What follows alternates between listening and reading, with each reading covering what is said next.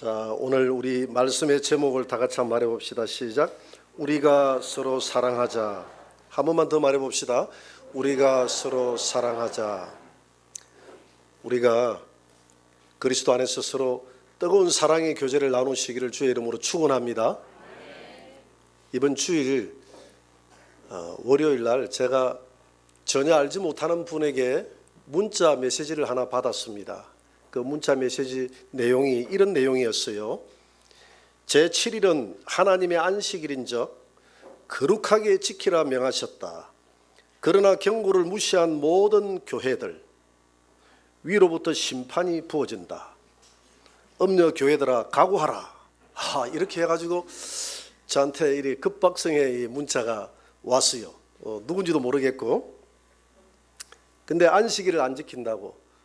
아마 이 성도가 안식교 교인인 것 같아요. 목사님인지 성도인지 모르겠는데 하여튼 토요일이 안식일이지 않습니까? 토요일 안식일을 안 지키고 주님이 부활하신 이 주일을 지킨다고 이렇게 위로부터 이제 심판이 부어질 것이고 음녀교회다고 하면서 이렇게 각오하라 이렇게 해서 문자를 보냈습니다.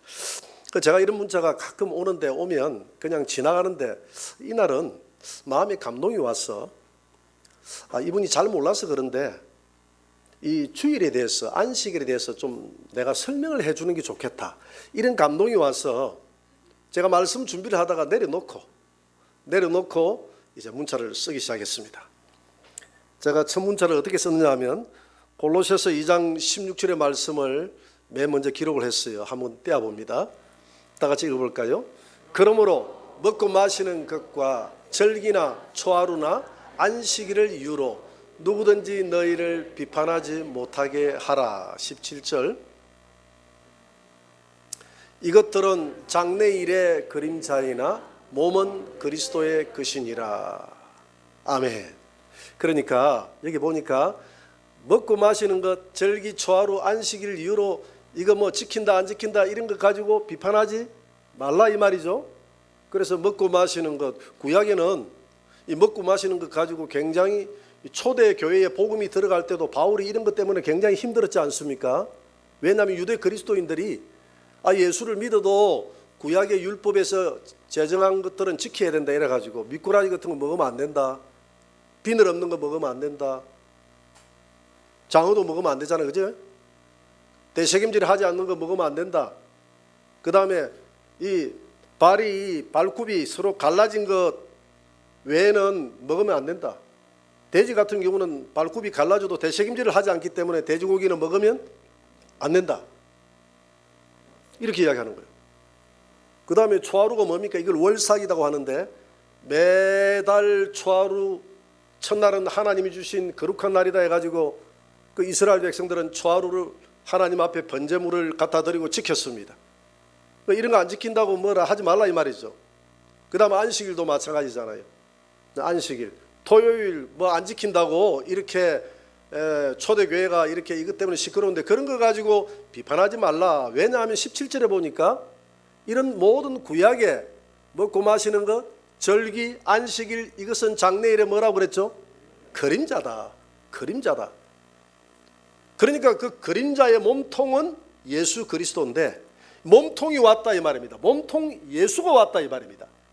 그렇기 때문에 이제 우리는 구약의 그림자를 붙드는 것이 아니라 몸통 대신 예수 그리스도의 복음을 붙들어야 될 줄 믿습니다. 그리고 예수님의 가르침을 붙들어야 될 줄 믿습니다.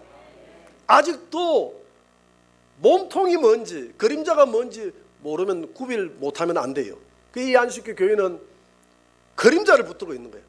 안식일 때문에 폄훼하지 말라, 판단하지 말라고 했는데 이분은 안식일 안 지킨다고 음녀교회다고 하고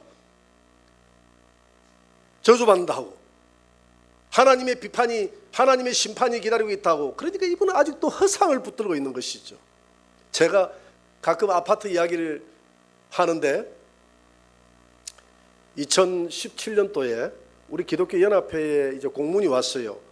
어떤 장로님이 여기 서희 아파트를 그 장로님이 이렇게 분양을 하더라고요. 김해 보니까.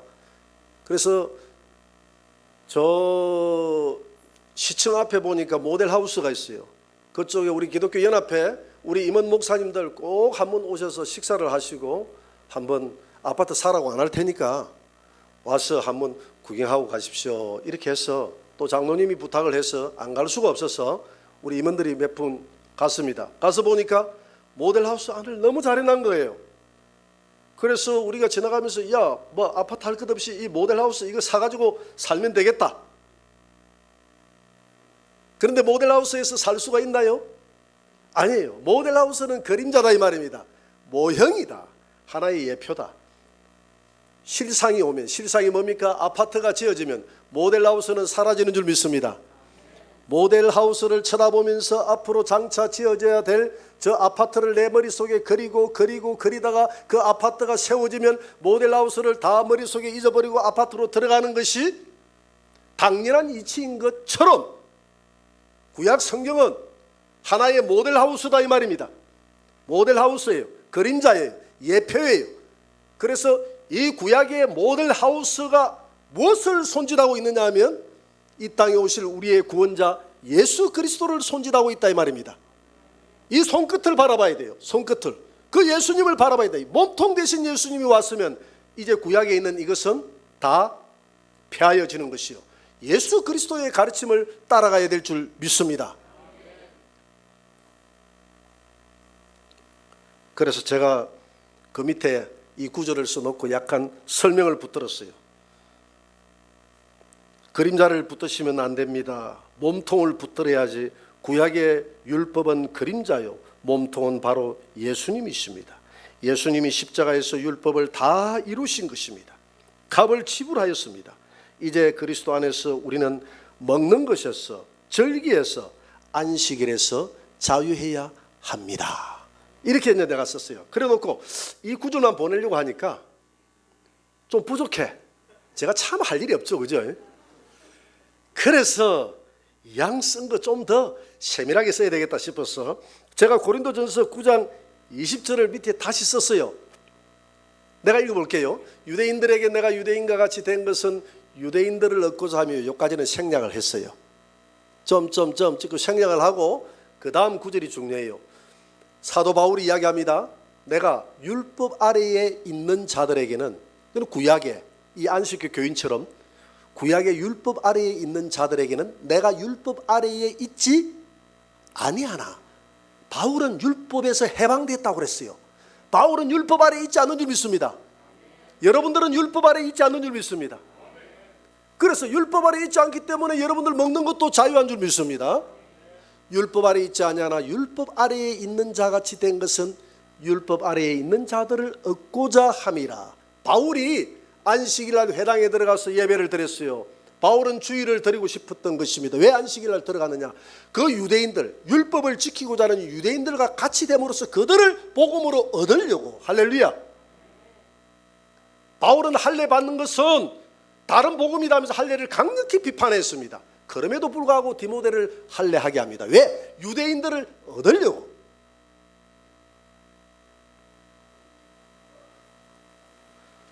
그래서 제가 이 구절을 쓰고 그 다음 구절을 또 하나 더 썼어요.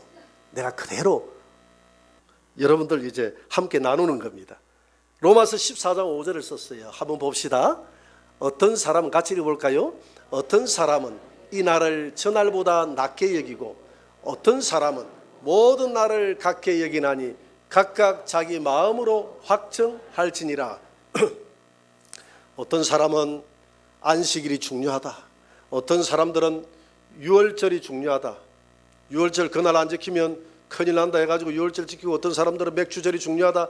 그래도 그 비판하지 말고 지키게 해라. 그런데 지나치게 유월절 안 지키면 그 하나님의 교회 천국 못 간다 하면 이거는 잘못된 복음이죠. 그러나 복음의 정신을 가지고 그날이 소중한 날이다고, 맥주 감사절, 우리 저 맥주 감사절 여름에 우리 개신교회 지키잖아요, 그죠? 뭐 우리 교회는 안 지킵니다만은 지키는 교회가 많이 있더라고요.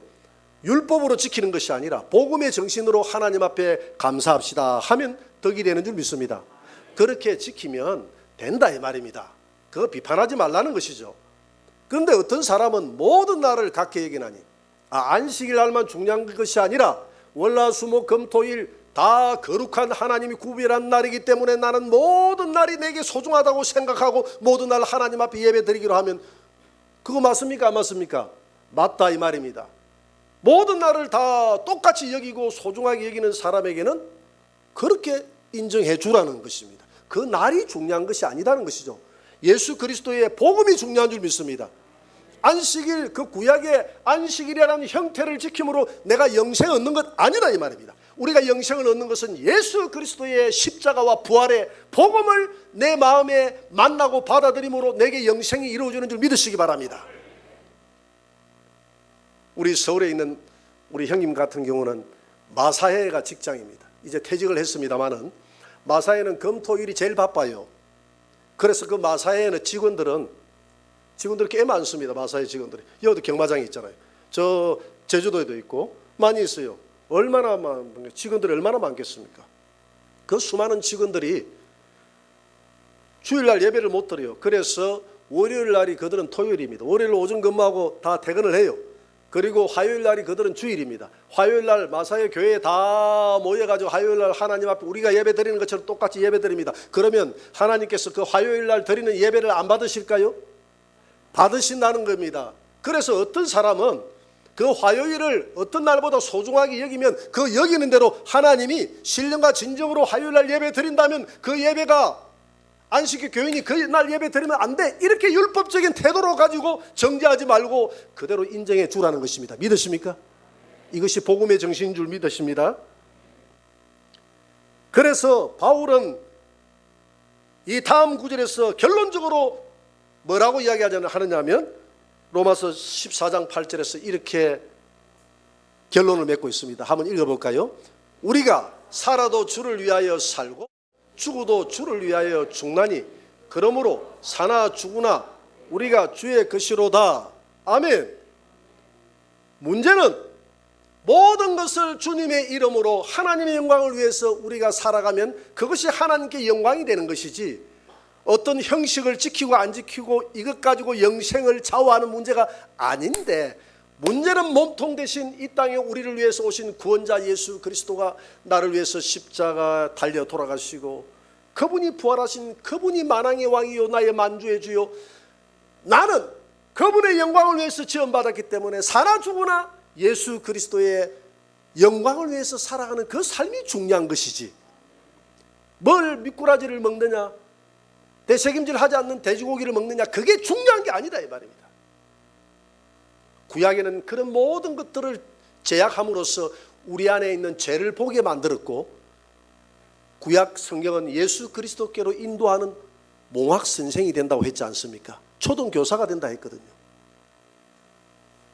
그래서 제가 이런 간단한 설명을 해놓고 제가 마지막에 뭐라 했느냐면, 그러므로 안식일 문제로 서로 비판하지 마시고 복음을 붙드시기 바랍니다. 김해 하늘영광교회 이동경 목사 올림 이렇게 친절하게 이렇게 해서 보냈어요. 그래서 제가 딱 보니까 문자를 너무 잘 쓴 것 같아. 대단히 만족이 되는 거예요. 이 사람이 감동을 받아서 뭔가 이제 뭐 이렇게 개종은 좀 내가 기대하지 않겠지만 이제 다시는 이런 문자를 가지고 보내지 않을 거야. 다른 사람 이제 힘들게 하지 않을 거야. 이렇게 생각하고 제가 혹시 내게 또 잘 받았다고, 내가 새롭게 깨달았다고 이런 문자가 올지도 모르니까 내가 이분을 기억해놔야 되겠다.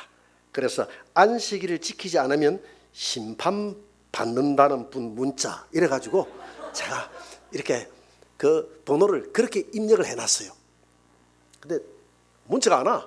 그래서 드디어 이분이 그냥 찍소리 없이 그냥 이 말씀을 듣고 그냥 받아들이겠구나 이렇게 생각하고 그냥 허무한 마음으로 있는데, 저녁에 뭐가 문자가 하나 통 뜨는데 보니까 안식일을 지키지 않으면 심판받는다는 분 이렇게 해가지고 딱 문자가 뜬 거예요. 그래서 속으로 드디어 이분이 감동을 받고 나한테 감사하는 문자를 보내겠구나 싶어서 빨리 문자를 열어봤어요. 열어보니까 뭐라고 되어 있느냐 하면, 문명이 아니거든 쟁론 일삼지 말고 십계명을 다시 보거라. 하나님의 법 위에 신학을 두고 사람의 가르침을 따르는 너의 죄를 작다 하겠느냐? 회개치 않으면 그 값을 치르게 될 것이다.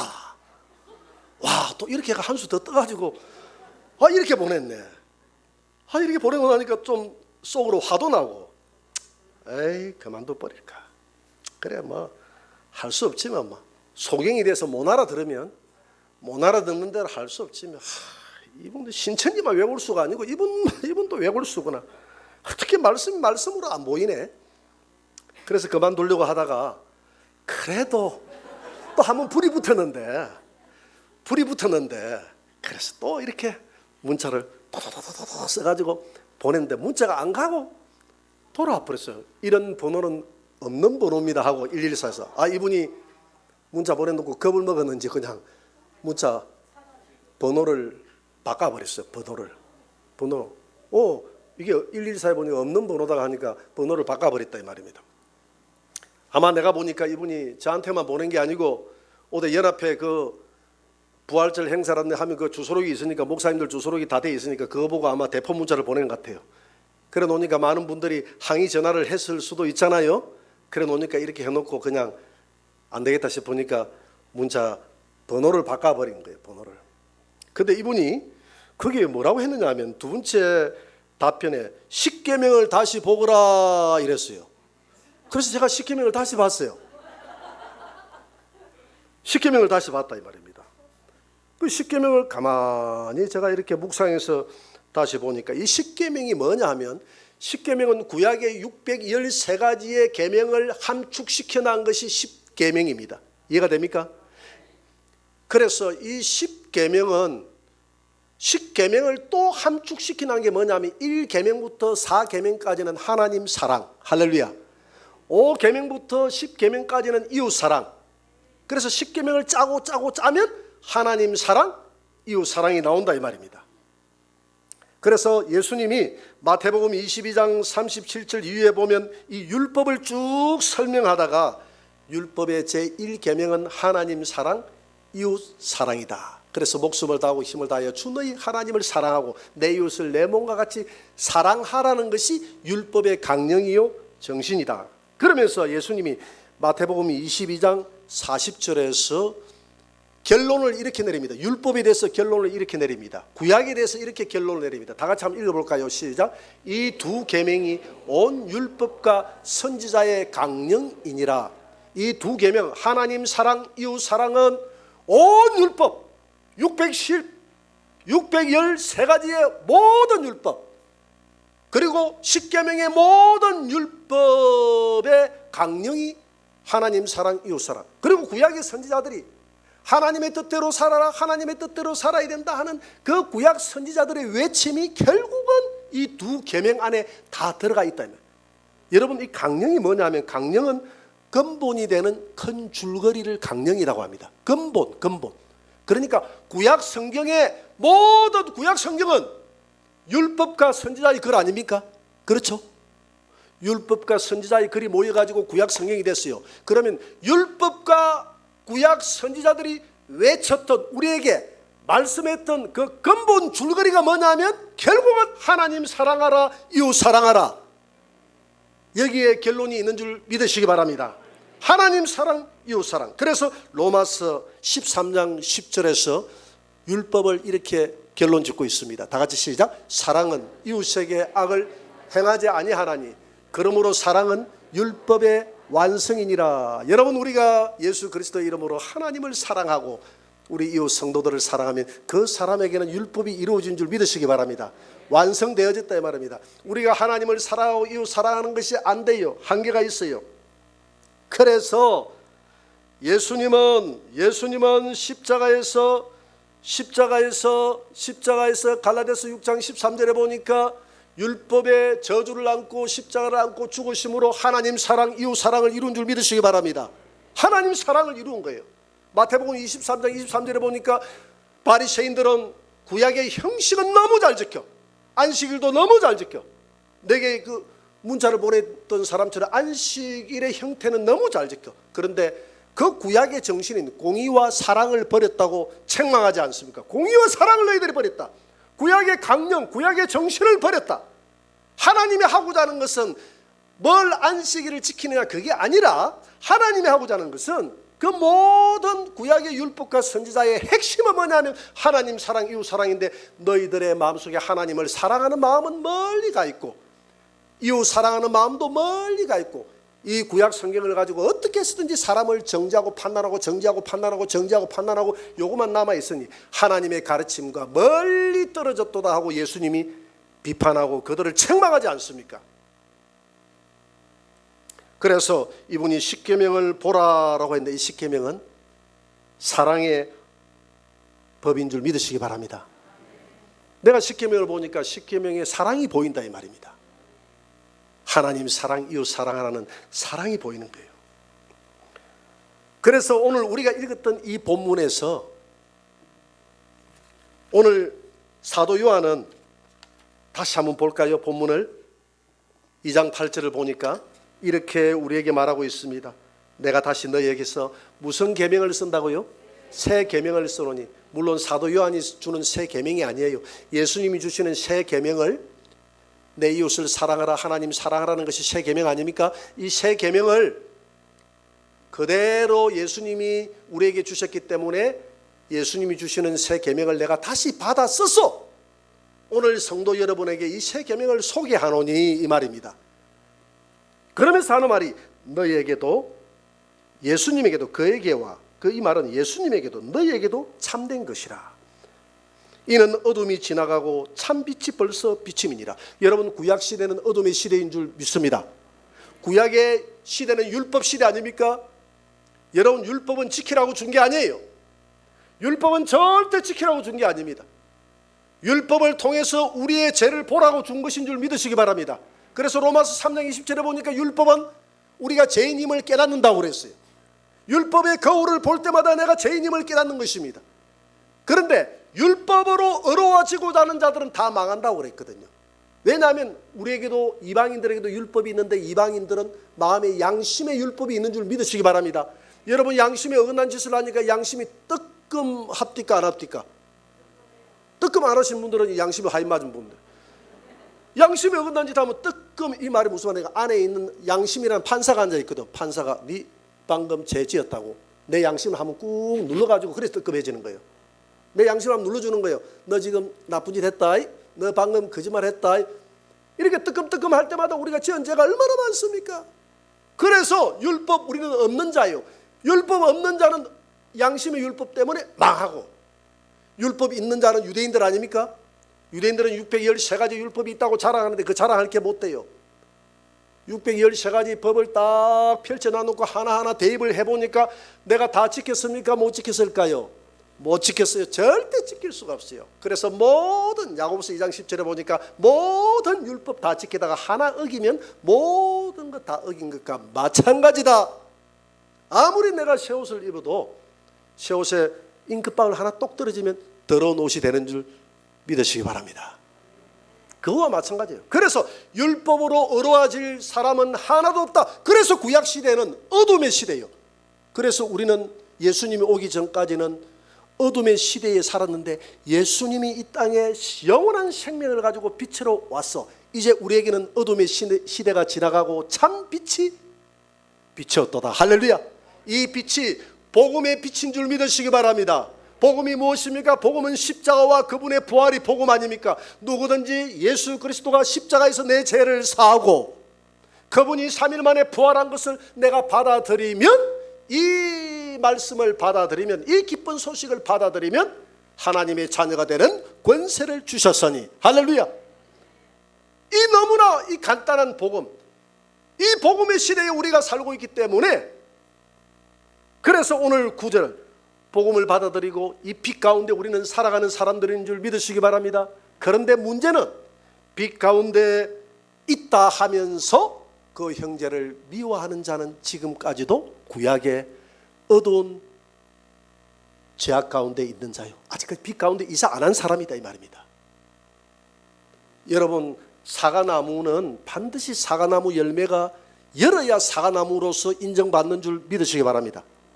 사과나무에 열매가 없다면 그 사과나무가 사과나무라고 할 수 없는 것이죠. 마찬가지입니다. 우리가 그리스도인들 예수를 믿는 믿음이 있다면 믿음의 열매가 나타나야 되는데 그 열매가 뭐냐면 하나님 사랑, 이웃 사랑, 형제 사랑으로 나타난다 이 말입니다. 그런데 문제는 성도들이 예수 그리스도를 믿는다 하면서도 계속 사람을 미워하고 비판하고 저 사람은 왜 저런지 모르겠어, 저 사람은 왜 저런지 모르겠어, 미워하고 비판하면 그 사람은 아직도 어디에 존재하고 있는 자라고요? 어둠에. 주소록이 안 옮겨졌다 이 말입니다. 예수님 이름으로 주소록이 옮겨졌다는 것은 자기 착각이다 이 말이죠. 그러면서 10절 보세요. 그의 형제를 사랑하는 자는 빛 가운데 거하여 자기 속에 끓이김이 없느니라. 형제를 사랑하는 자는 새 계명 안에 거하기 때문에 끓이김이 없는 거예요. 그 형제가 아무리 나를 미워도 나는 너를 사랑하는데 네 많이 미워해라. 그러면 끓이김이 있어요 없어요? 끓이김이 없어요. 그런데 마음속에 미워하는 사람이 있으면 딱 끓이김이 있습니까 없습니까? 미워하는 사람이 있는데도 끓이김이 없는 사람은 참 대단한 능력자입니다. 대단한 능력자예요. 그렇게 좀 살아봤으면 좋겠어요. 미워하고도 마음에 끓이김 없이 마음껏 자유하는 사람, 남에게 마음껏 상처를 주면서도 자기는 마음껏 자유하는 사람. 내가 그런 분을 한번 봤거든요. 근데 건강하시더라고. 그런 분은 스트레스 안 받으니까. 근데 그분 몰라요. 내가 보니까 얼마나 상처를 상대방이 주고 있는지도 모르면서 본인은 마음껏 자유하면서 살아가는 분은 저것도 능력이라는 생각이 들더라고요. 그러면서 11절 보세요. 그의 형제를 미워하는 자는 어둠에 있고 또 어둠에 행하며 갈 곳을 알지 못하나니 이는 그 어둠이 그의 눈을 멀게 하였습니다. 여러분, 이제 우리는 어둠에 있는 자가 아니라 빛 가운데 있는 자인 줄 믿으시기 바랍니다. 그래서 우리 예수님이 이 율법에서 이제 우리는 구약의 율법에서 살아가는 것이 아니라 이 율법의 정신이 이웃사랑, 하나님 사랑, 이웃사랑이라고 했기 때문에 예수님이 요한복음 13장 34절에서 새 계명을 우리에게 준다고 그랬잖아요. 같이 한번 더 읽어볼까요? 새 계명을 너희에게 주노니 서로 사랑하라. 내가 너희를 사랑한 것 같이 너희도 서로 사랑하라. 여러분, 구약의 계명은 옛 계명이에요. 율법은 옛 계명이에요. 복음, 이 사랑, 복음 안에서 사랑하라는 이 계명은 새 계명인 줄 믿습니다. 여러분, 계약을 두 개 하면 안 돼요. 이거 이중 계약은 잘못된 게요. 하나님이 우리 인간하고 계약할 때는 새 계약을 하게 되면 이전 계약은 파기되는 거예요. 믿습니까? 그래서 항상 새로운 계약이 그게 효력을 발휘하는데 예수님이 우리에게 새 계약을 주셨는데 그 계약이 뭐냐면 사랑하라는 겁니다. 사랑의 법을 우리에게 주셨어요. 예수 그리스도 안에서. 그래서 우리 예수 믿는 자들은 예수 그리스도 안에서 이 사랑의 교제를 나누어야 될 줄 믿습니다. 요한일서 2장 9절입니다. 다 같이 빛 가운데 있다 하면서 그 형제를 미워하는 자는 지금까지 어둠에 있는 자요. 계속 말하잖아요. 빛 가운데 있다면서 미워하는 마음이 있다면 미워하는 내가 말을 하고 자꾸 비판하고 정죄하고 미워하는 마음이 있다면 그 자는 아직도 어둠에 있는 자라는 그 사실을 알아야 됩니다. 오늘 이 말씀은 누구에게 하는 말씀이 아니라 나에게 하는 말씀인 줄 잘 받아들이시면 여러분들에게 생명이 될 줄 믿습니다. 그래서 우리는 하나님의 나라는 사랑의 나라입니다. 골로새서 1장 13절에 보니까 하나님이 우리를 구원해서 그의 사랑의 아들의 나라로 우리를 옮긴다고 그랬어요. 그러니까 사랑의 아들의 나라, 그러니까 하나님의 나라는 아들 예수님의 나라인 줄 믿으시기 바랍니다. 하나님의 나라는 사랑의 아들의 나라라고 했기 때문에 우리가 이 땅에서 육신을 벗어버리고 영원히 갈 때는 어디로 가느냐 하면 하나님의 사랑의 아들의 나라 천국으로 가는데 그 나라는 사랑의 나라다 이 말입니다. 하나님의 본질은 사랑이기 때문에 하나님의 나라는 사랑으로 이루어져 있다 이 말입니다. 그래서 하나님이 이 땅에 살아가는 이 땅에서의 모든 삶을 통해서 사랑을 배우게 하신 거예요. 그래서 모든 만물을 사랑으로 다 지으신 줄 믿으시기 바랍니다. 모든 만물은 사랑으로 지었어요. 모든 만물은 사랑으로 지었어요. 그래서 제가 옛날에 그런 이야기를 했어요. 내가 어릴 때 내가 그 TV를 보면서 내가 우리 친척 집에서 내가 TV를 보면서 그런 이야기를 했습니다. 아니 저 TV는 매일 연속극 이야기인데 미워하고 사랑하고 미워하고 사랑하고 이런 것밖에 안 하네. 여러분 그런 것밖에 안 하잖아요. TV 연속극 사랑하고 미워하고 사랑하고 미워하고 이거밖에 없잖아요. 왜 저렇게 됐을까? 그때 그런 이야기를 내가 했던 대학교를 다닐 때 그 기억이 납니다. 지금 가만히 돌아보니까 그게 맞아요. 우리 삶 자체가 바로 사랑이기 때문에, 사랑과 미움이기 때문에, 미움은 마귀에게 속한 것이요 사랑은 하나님께 속하기 때문에, 하나님이 창조를 할 때 모든 꽃도 암술과 수술로 만들었죠. 동물도 암놈 순놈으로 서로 사랑을 통해서, 사랑의 행위를 통해서 그냥 새끼가 나올 수 있도록 만들었죠. 사람도 부부간에 서로 사랑의 행위를 통해서 아기가 탄생, 모든 것이 다 사랑으로 다 이루어져 있는 거예요. 그래서 하나님은 그 작품을 통해서, 작품을 보면 작품을 만든 사람의 성향이 나타나 있잖아요. 하나님의 본질이 사랑인 줄 믿으시기 바랍니다. 그래서 하나님은 이 땅에서 우리가 이런 모습들을 쳐다보면서 가정에서, 교회에서 사랑이 코이노니아, 코이노니아라는 말은 헬라어로 교제, 사귐이라는 말인데, 이 사랑의 코이노니아를 수많이 경험하면서 하늘나라에서 영원히, 사랑의 아들의 나라에서 영원토록 우리가 사랑을 나누자는 것입니다. 믿으십니까? 그래서 예수님은 이 땅에 오신 목적을 요한복음 17장 24절에서 이렇게 설명하고 있습니다. 한번 읽어볼까요? 아버지여, 내게 주신 자도 나 있는 곳에 나와 함께 있어 아버지께서 창세 전부터 나를 사랑하심으로 내게 주신 나의 영광을 그들로 보게 하시기를 원하옵나이다. 아버지여, 아버지가 창세전에 나를 사랑하사, 사랑이라고 그랬어요.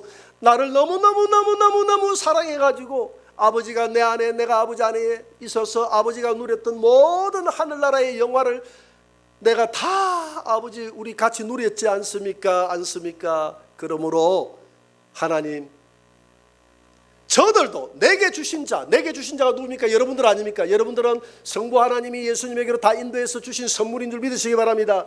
그래서 예수님이 아무도, 하나님이 내게 보내신 자를 내가 배척해서 쫓아내지 않았다고 그랬어요. 어떤 죄를 저질러도 하나님이 내게 도움을 구하고 오는 자는 정죄하지 않고 주님이 받아주시는 주님인 줄 믿으시기 바랍니다. 한 사람도 내가 버리지 않고 내게 주신 자에게 창세전에 아버지와 내가 누렸던 그 영화를 우리가 하나 되어져서, 우리가 교제해서 함께 누리게 되기를 원합니다. 우리가 천국 가면 우리가 하나님과 우리가 하나 되어져서 우리가 영원한 천국의 그 아름다운 영화를 누리며 교제하며 살아갈 줄 믿습니다. 그래서 하나님이 사람을 만든 목적이 세 가지인데, 첫째는 이사야 43장 7절에 보니까 하나님의 영광을 위해서 창조했다고 그랬어요. 두 번째 43장 21절에 보니까 하나님의 찬송을 위해서 우리 인간을 만들었다고 그랬습니다. 그래서 우리는 먹든지 마시든지 무엇을 하든지 하나님의 영광을 위해 살아야 될 줄 믿습니다. 그래서 하늘나라에 가면 천사들이 거룩하다 새 노래로 하나님을 찬양하더라고 그랬어요. 우리가 할 수 있는 것은 하나님을 찬양하는 일입니다. 그리고 오늘 본문에 그랬잖아요. 교제하자, 나와 함께 교제하자. 하나님은 우리 인간과 하나님의 형상대로 지음받은 우리 인간과 더불어서 서로 하나 되어져서 하늘나라에서 무한한 교제를 나누시기를 원하시는데, 그 교제가 이 땅에서부터, 이 교회에서부터 하나님은 이루어지기를 원하시는 분인 줄 믿으시기 바랍니다. 그래서 인간은 혼자서 살아갈 수 없는 존재예요. 인간은 더불어서 어떤 교제, 사랑을 받으면서, 관심을 받으면서 그렇게 살아갈 수밖에 없는 존재입니다. 지난주에 우리 교회 안도현 근사님 세계로 교회, 세계로 병원에 신방을 다녀왔습니다.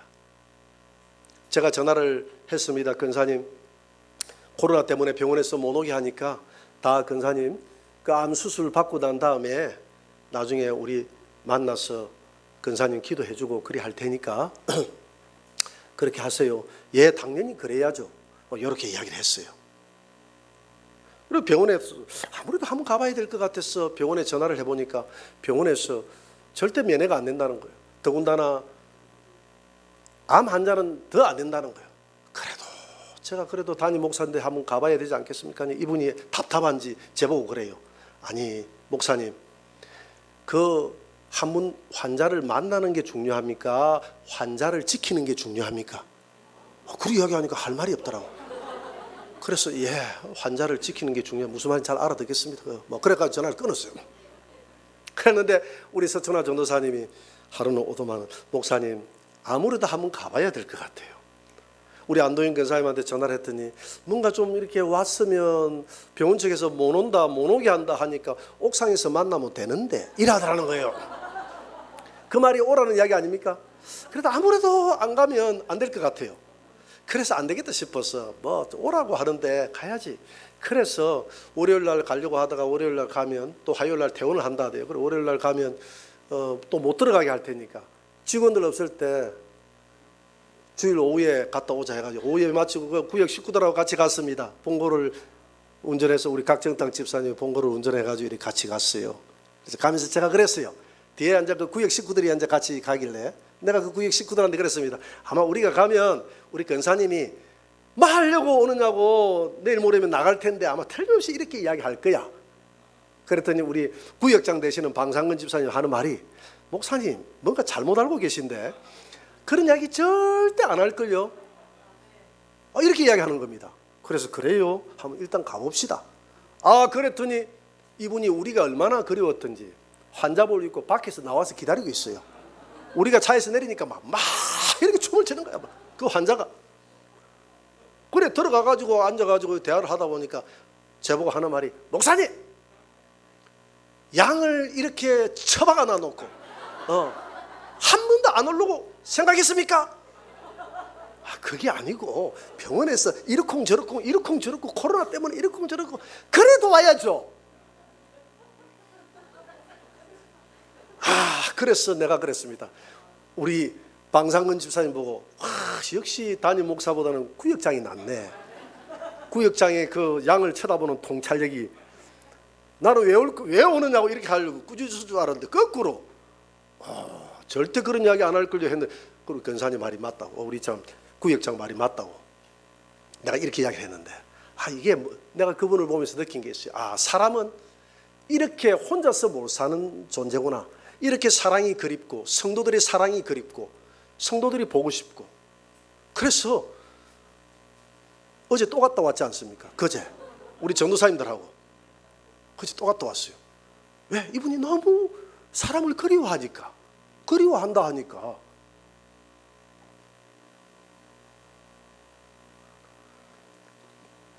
요한일서 4장 7절 한 구절 보고 마치도록 합시다. 다 같이 시작. 사랑하는 자들아 우리가 서로 사랑하자. 사랑은 하나님께 속한 것이니 사랑하는 자마다 하나님으로부터 나서 하나님을 알고 사랑하지 아니하는 자는 하나님을 알지 못하나니 이는 하나님은 사랑이심이라. 여러분 우리가 서로 사랑합시다. 서로 사랑합시다. 사랑하는 자는 하나님께로 났다고 그랬어요. 사랑하지 않는 자는 하나님을 아직 모른다고 그랬습니다. 우리 교회가 우리 성도들이 그런 이야기를 해요. 이 교회 오니까 이 교회는 뭐 모여가지고 쓸데없는 비판하고 무슨 세상 이야기 안 하고 전부 다 하나님께 은혜 받은 이야기, 전부 다 사랑하는 이야기, 간증 나누고 이런 이야기는 참 신기한 교회다. 그 신기한 게 아니고 당연한 거 아니겠습니까? 그래서 우리 교회는 이 사랑이 가득 넘치는 누구든지 이 사랑의 품 안에 성도 새가족들이 와서 이 사랑의 품 안에 다 녹아지는 하나님이 기뻐하시는 새 계명을 지켜나가시는 저와 여러분들이 되시기를 주의 이름으로 축원합니다.